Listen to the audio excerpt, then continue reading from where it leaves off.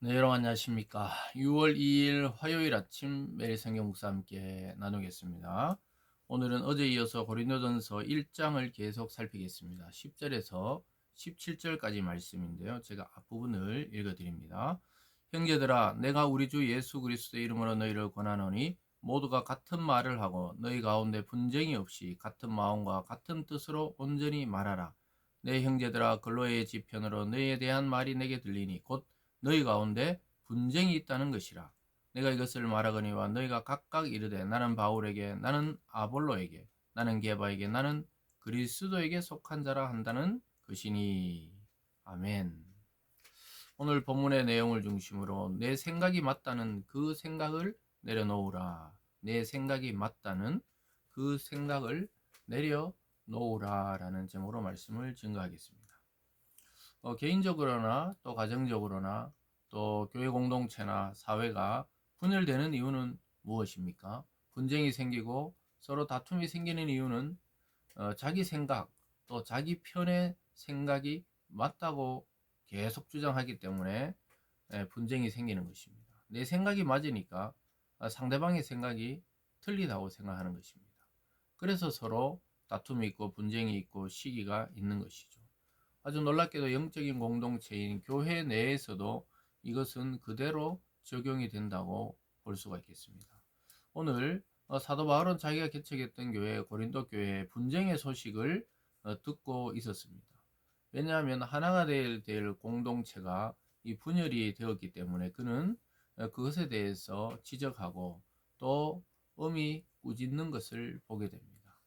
왜냐하면 그리스도의 몸인 교회가 분열된다는 것은 그리스도를 머리로 해서 교회가 하나 되지 못한다는 것은 곧 교회의 기능이 제대로 발휘되지 못하고 있다는 것과 같기 때문입니다. 그래서 그는 같은 마음, 같은 말, 같은 뜻으로 합하라고 이야기하는 것을 보게 됩니다. 사랑하는 여러분, 우리가 살아가면서 가정도 그렇고 또 교회 공동체도 사회도 분열과 분쟁이 극심한 시대에 우리는 지금 살아가고 있습니다.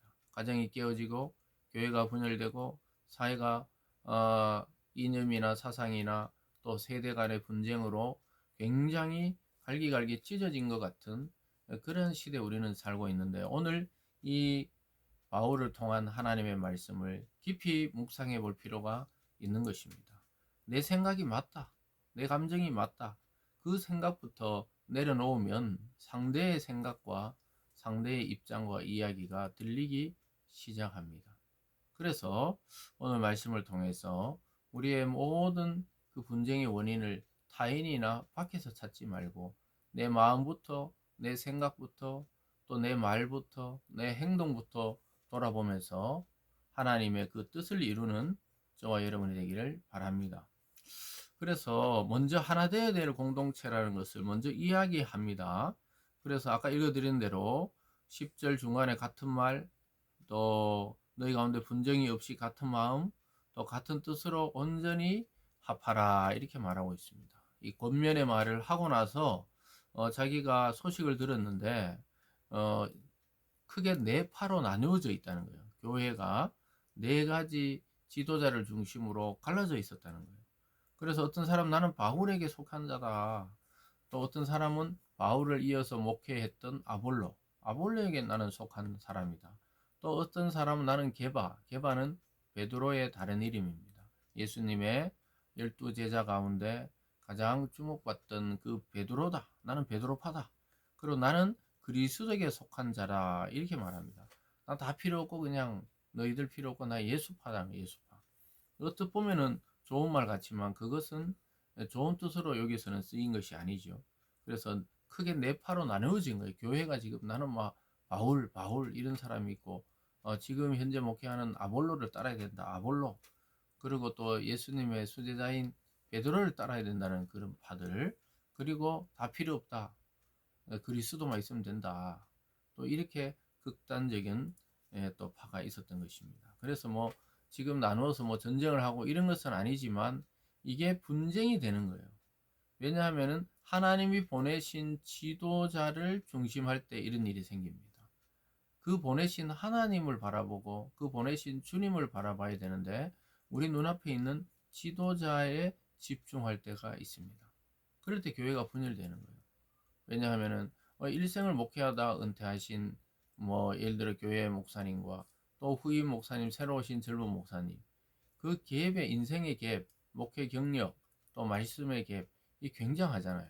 그래서 기다려 줘야 되는데 자꾸 옛날 분들은 옛날 향수를 가지고 그렇게 주장하고, 또 새로운 사람에 대해서 좋아하는 분들은 또 그렇게 하다 보면 교회가 반쪽이 나는 거예요.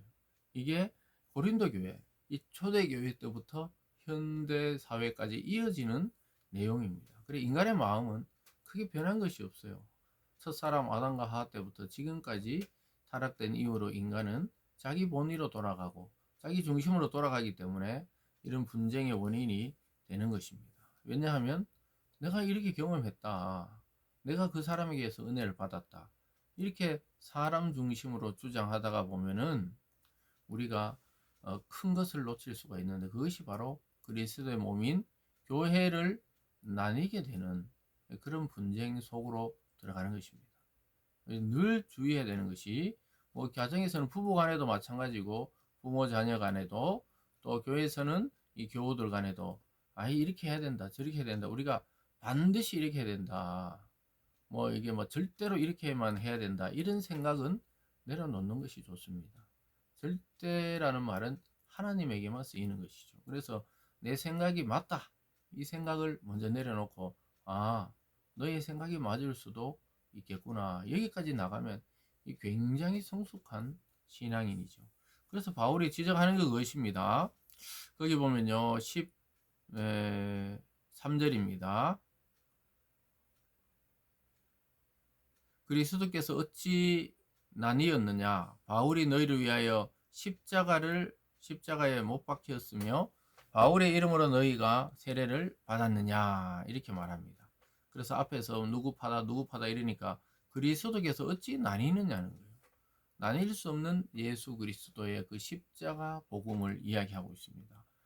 바울 자신이 지금 이야기하죠. 내가 지금 너희를 위해 십자가 못 박이고 바울의 이름으로 내가 세례를 줬느냐는 거예요. 예수 이름으로 세례를 주고 예수 십자가의 복음을 우리가 같이 믿으면서 왜 지도자를 따르면서 그 인간 지도자들에게 집중하느냐. 그들은 복음의 통로일 뿐이지 목적지는 예수 그리스도입니다. 아무리 세상에 제일 유명한 목회자라 하더라도 그 사람을 따르는 게 아니죠. 그 사람이 증거한 복음의 핵심인 예수를 믿고 내가 그리스도 안에서 따라가는 것이죠.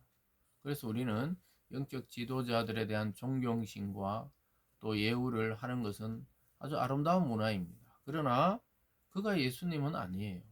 그가 주님이 될 수는 없는 것입니다. 거기서 우리는 출발해야 되는 것이죠. 계속 보면 이렇습니다. 그래서 바울이 주장하죠. 14절에 나는 그리스도와 가이오 외에 너희 중 아무에게도 내가 세례를 베풀지 아니한 것을 감사하노니 이는 아무도 나의 이름으로 세례를 받았다 말하지 못하게 하라 함이라.